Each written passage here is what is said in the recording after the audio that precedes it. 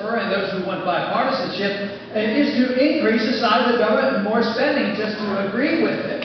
I think we've had way too much bipartisanship.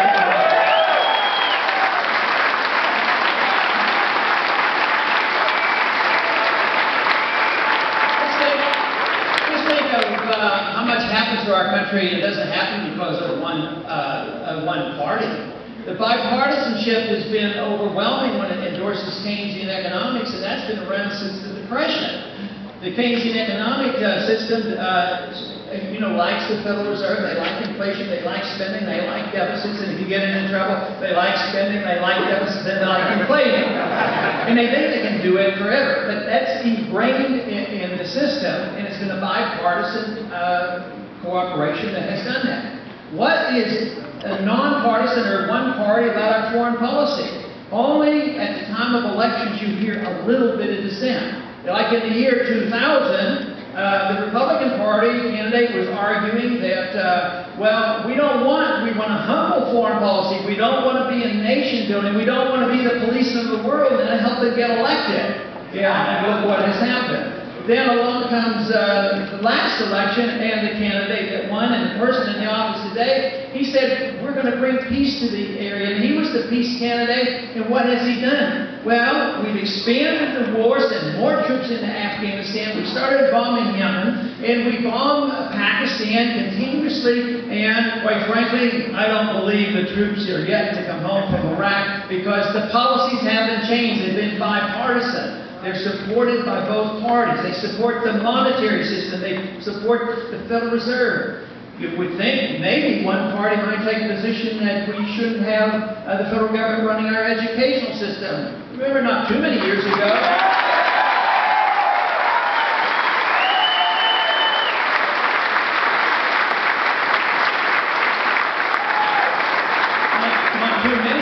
that was actually in the Republican platform to get rid of the Department of Education. Yet, last Republican administration doubled the size of the Department of Education. Is there any wonder that people get cynical and upset and angry at what's happening from Washington? Because on occasion, the people are starting to think they lied to us in Washington. No, but the system has been bipartisan, but it's bipartisan because the prevailing attitude of the people around the country have been educated by the same groups of people. Now, what's happening today is there's a new education going on. It's not always in the universities. Sometimes it is. But there is something going on because you can get your information so much faster and more accurate if you sort it out all the time. And the availability of the internet. I was just really shocked during the last, in the campaign where attending at the University of Michigan, people there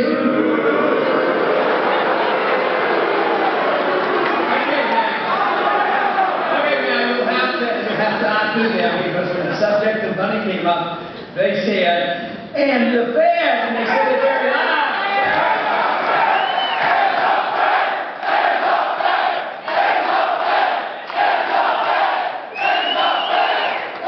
So I didn't bring that name up again. But I will suggest that on occasion, talking to an audience like this, I've always been impressed when students and others recognize that there is a school of thought called the Austrian School of Economics.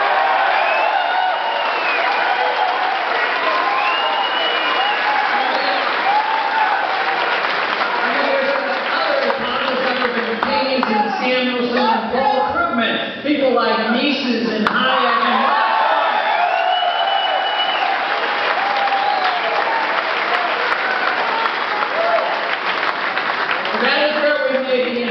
that the intellectual climate has changed.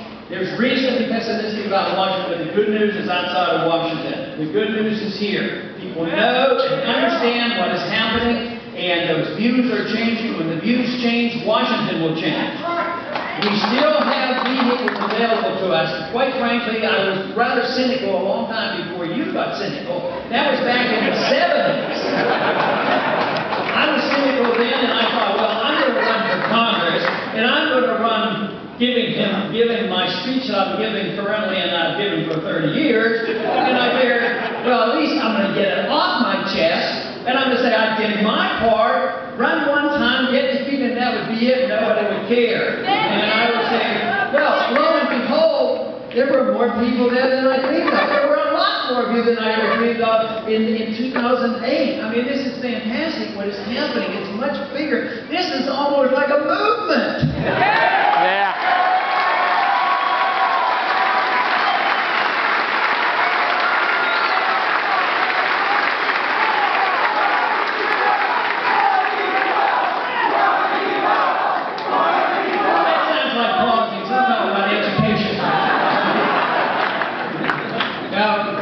Some people that I know and I respect, they believe strongly in education like I do, but they don't believe in political action, and I think that's okay too. But if you want to take intellectual material and an understanding and ideas, you eventually have to translate them into political action. The founders of this country were very, very well educated. But I would have to say, they were willing to be political activists as well, and fortunately for us.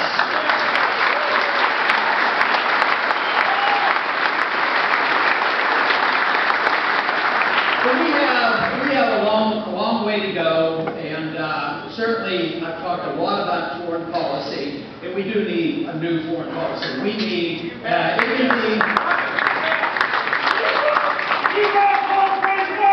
and when we do that, the only question should be, what is the foreign policy, and is it correct? Not whether it's bipartisan or unipartisan or whatever. We should have a new foreign policy compared to what we have today, but not brand new to our Constitution, or not brand new to our traditions, and not actually brand new to the Republican Party. What we need is a foreign policy of principled non-intervention. Yeah. Yeah. No proactive wars. Come on, man. Awesome. I'm not sure what that means, and some say, oh, that means isolationism. No, it means mind our own business.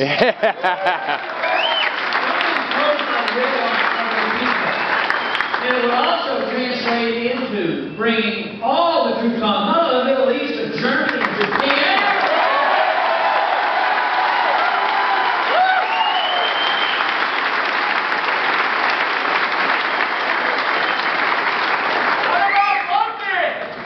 Founders believed in that, and in recent history, even in the early part of the 20th century, there were strong movements that are trying to keep us out of war. And now it is so sad for us now, for both parties to accept this idea of having preventive war that aren't even declared by the Congress. This is devastating. It leads to this war mentality where no longer do we respect civilian courts, and it's permissible to have secret courts, military courts that we don't know where they are. They don't have constitutional rights. They don't have the right of habeas corpus. This is what is existing today because they say, oh yes, we're in a war. We're in a war against terrorism. And therefore, under war conditions, we can do this. This is very, very dangerous.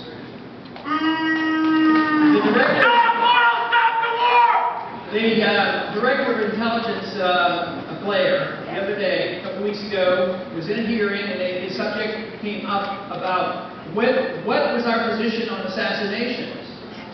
And he explained to them that, yes, they have a position that they can assassinate. Only the bad guys, though.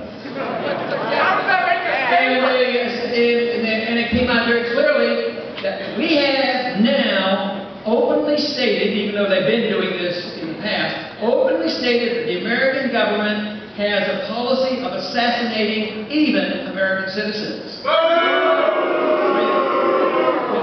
Without trial. But they have one way of determining which ones. If anybody is a threat. I'm a threat. If anybody is deemed a threat by some unknown individual in the administration, that he can be put on the list, and there's 3 or 4 on the list. But you know, there probably are some very bad people out there. But what's the matter with the courts? Why in the world would we ever give up the right to our courts?